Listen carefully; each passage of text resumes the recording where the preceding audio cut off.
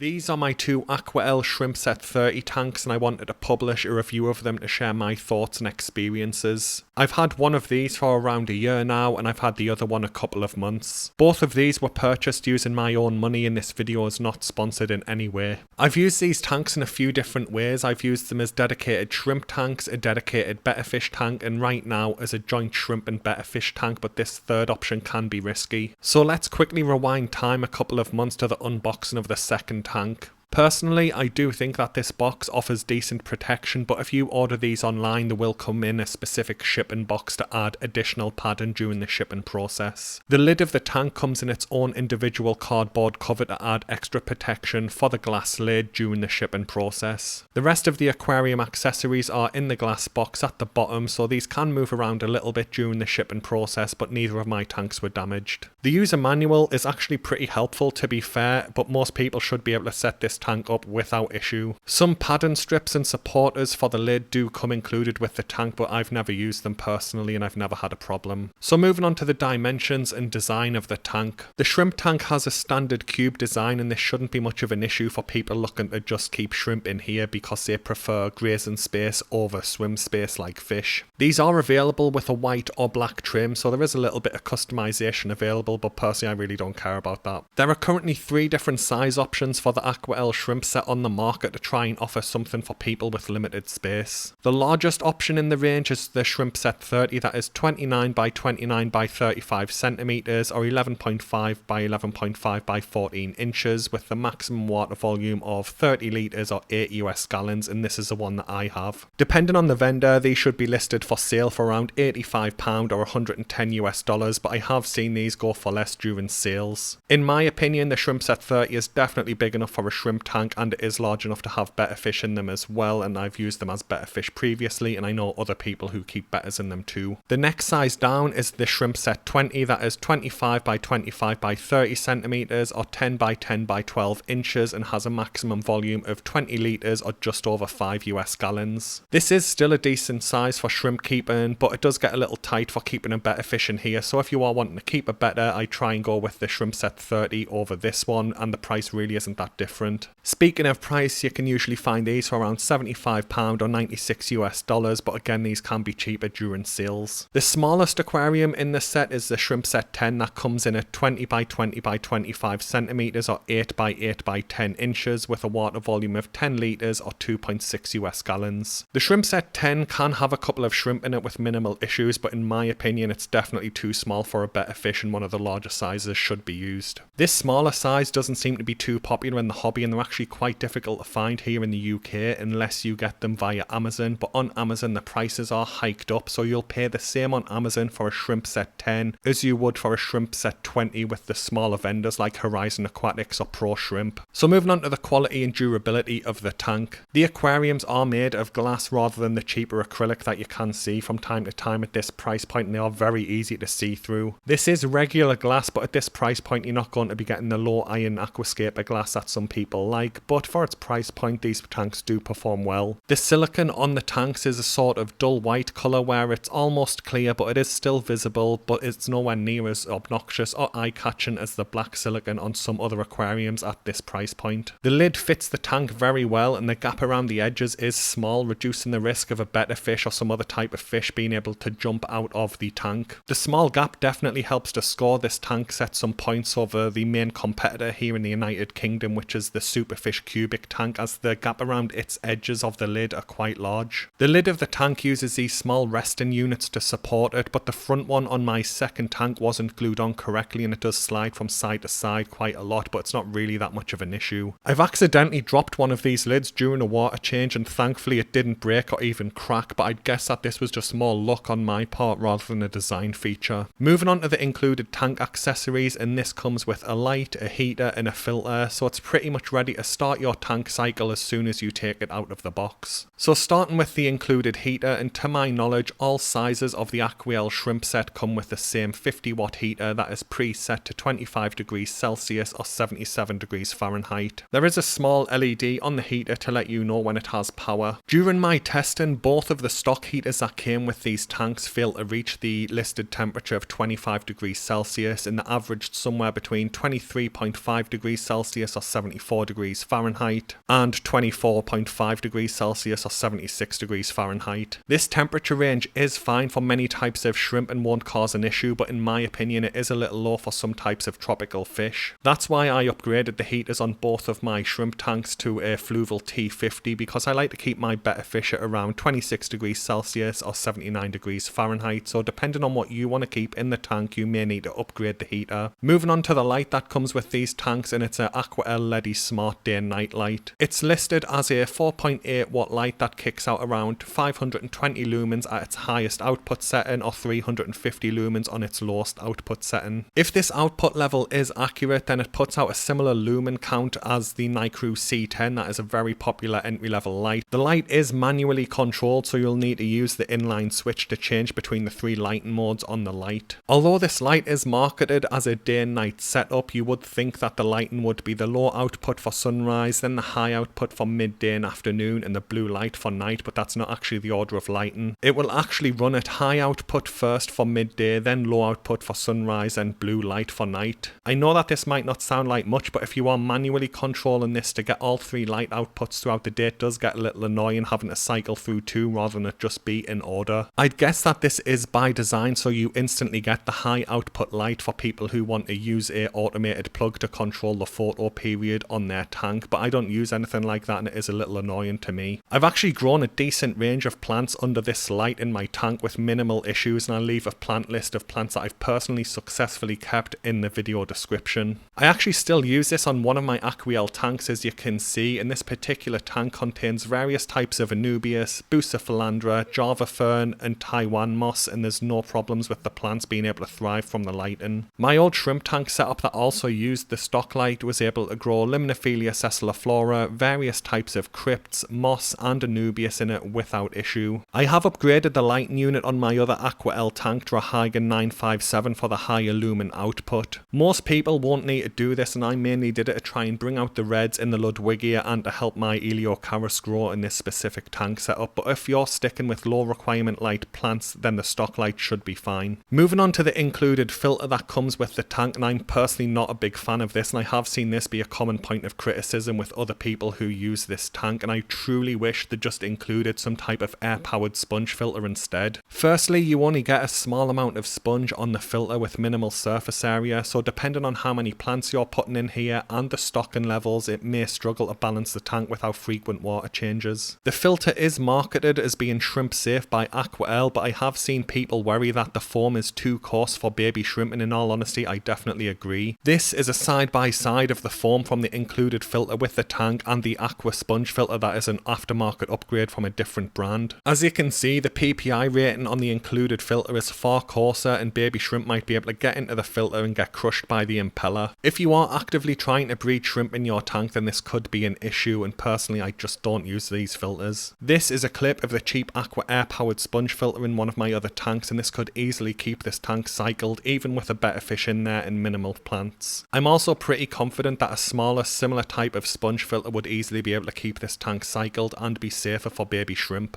Another alternative, and something I want to do more of moving forward with my own tanks, is to use a natural filtration system like I've got running in this AquaEl Shrimp Set 30 setup that uses the Wallstad method. It basically relies on heavily planting the tank with fast grown stem plants to naturally filter the water and keep it safe and stable for your fish and shrimp. Another advantage of the Wallstad method for keeping shrimp is that the plants also provide a ton of grazing area for your shrimp to feed, and this can help boost the shrimp population as the biofilm will quickly build up on these plants. The stock filter does come with a flow director, so you can aim the water flow in different directions if you want, and the adjustable valve on the top does allow you to change the water flow rate too. A Venturi pump does come included with the set to help increase the oxygen levels in the aquarium, but for most setups this probably won't be needed. This is a clip of the actual audio of the stock filter running at various flow rates, but it's pretty quiet to be fair, and I could easily get asleep if I had this running in my bedroom.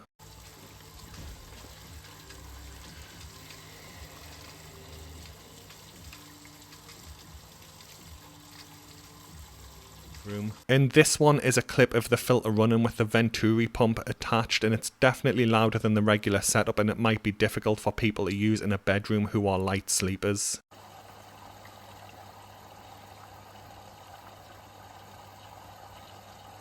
I don't currently have one of these tanks set up as a pure shrimp tank, but here's how I would set one up. And for this section of the video, I will be using old footage of one of these tanks that I was using to keep a better fish and shrimp just to get the idea across. I would run the stock lighting heater that comes included with the tank and choose some type of Neocaridina shrimp with the goal of breeding them in here, and I wouldn't keep any fish in the setup. I wouldn't use the included filter, and I'd run the tank using the Wallstad method, and I'd probably pack the back 30 to 50% of the tank with Rotala rotundifolia, but Hygrophila polysperma or Limonophilia sessiliflora could work well too, but they can be temperamental for me. As I mentioned earlier, not only would the fast growing stem plants in the back of the tank help to maintain safe water parameters in the aquarium, but it also provides a ton of grazing space for your shrimp to feed on. I'd also add some type of driftwood to the mid or foreground of the tank and absolutely cover it in moss. Java moss is usually the most commonly recommended type of moss for shrimp keeping, but personally I prefer the look of Taiwan moss or Christmas moss, and I doubt the shrimp are going to care. If you like, you could add some additional crypts, Anubias or Java fern to the tank for detailing or additional grazing space and water purification, but this shouldn't be essential. I would probably add some Amazon frogbit to the tank setup as well, because this floating plant has roots that will hang low in the water column and provide additional grazing space while purifying the water. Moving on to the type of shrimp that you can keep in this tank, and in theory most types of grazing shrimp species can be kept in this provided you meet their needs. Personally, I would avoid any type of filter feeding shrimp like bamboo shrimp for these types of tanks, so because they need the water flow a lot more to help them catch food particles. I've kept Armano shrimp and multiple colours of Neocaridina shrimp in these tanks without issue, and my personal recommendation to beginners would be to opt for some type of Neocaridina shrimp. Neocaridina shrimp are available in a wide range of different colours, and they are usually pretty easy to keep, but you might want to add an Armano shrimp or two to help keep algae growth in check. Although this is a little controversial, personally I do think some colours of Neocaridina shrimp are hardier than others, and I think that red cherry shrimp are probably the easiest type to keep and the easiest type to breed. They're also pretty cheap and easy to find in local fish stores as well, so that would be my specific recommendation for beginners. I do keep yellow Neocaridina shrimp in with my guppies, and these guys are pretty hardy and easy to keep, but in my experience they tend to breed at a far slower pace than reds, and they took considerably longer to start breeding, and they breed with lower yields than my red cherry shrimp. I also have some orange Neocaridina shrimp, but these are an absolute nightmare for me to keep alive, but it might just be this particular batch having an issue because I've only kept one batch so far, but I do want to get more if these fail. I haven't personally kept these next two recommendations, but a good friend of mine reports similar stuff to my yellow Neos with his blues, and he says that his blue Neocaridina are pretty hardy and easy to keep, but they tend to breed a lot slower than his reds. He also keeps white snowball Neocaridina shrimp that I want to get in the future, but he reports that in his experience these are definitely more sensitive to water parameters than the other types of shrimp he keeps. One point of note is that unlike many types of Neocaridina shrimp kept in the hobby that are Neocaridina davidii, white snowball shrimp are actually Neocaridina zhangjiaziensis, and most types of Neocaridina that have that pearl finish on their carapace are actually members of the zhangjiaziensis family or the palmata family, and these can be more sensitive to water parameters. Although I keep Armano shrimp in all of my tanks and they are a member of the Caridina shrimp family, at the time of recording I have no experience keeping fancy Caridina shrimp in these tanks, but in theory, provided you meet their needs, they can be kept in this type of tank, but to my knowledge they are more sensitive than regular Neocaridina shrimp. Stocking these tanks for shrimp keeping can be a bit of a pain, as Neocaridina shrimp breed consistently once they decide it's time to start making babies, so the number of shrimp you keep can spiral out of control. I have seen multiple sources say that they will manage their own population based on the available food in their tank, and this could be true as female Neocaridina shrimp do require slightly higher protein levels and calorie intake to produce viable eggs. But if you are a beginner and you are specifically looking to breed your shrimp in this tank, I'd aim to get between 10 and 20 cherry shrimp and add them to the tank once it's completed its cycle. This should be enough to ensure that you have a healthy mix of male and female shrimp, and that breeding should start within a month or two at most. So moving on to value for money, and this is going to depend on your needs, your wants out of the tank, your location and your experience level. At the current price point, you can definitely build your own cheaper shrimp tank that will perform just as good, if not better, than the AquaEl Shrimp Set range, especially if you're in the USA where aquariums are cheaper. This will take additional time and effort to make sure everything will work well, so if you're a beginner you might want something that will work directly out of the box tanks, and this is where these shrimp sets come in. If you are in Europe and only plan to keep shrimp in the tank, then I do think that these are a good buy because we usually pay considerably more for our aquariums than in the United States, and it contains all of the accessories you need to start your cycle as soon as you buy the tank. As I mentioned earlier though, I would probably ditch the included filter and use the Wallstad method or get a cheap air-powered sponge filter, but the light and heater that comes included can easily support a planted shrimp tank with ease. If you do want to keep a better fish in here, personally I would upgrade the heater in here to a Fluval T50 like I have on both of mine, but this can still be a good buy by European prices, as this tank comes with a fitted lid that'll help stop your better fish from jumping, as some competing tanks don't come with a decent lid. Another point of note is that these tanks are definitely overpriced on Amazon.co.uk, and I'd highly recommend that you get one from a small independent retailer. Anyway guys, that brings the video to an end. Thanks for watching, have a good day, and hopefully this has been able to help you.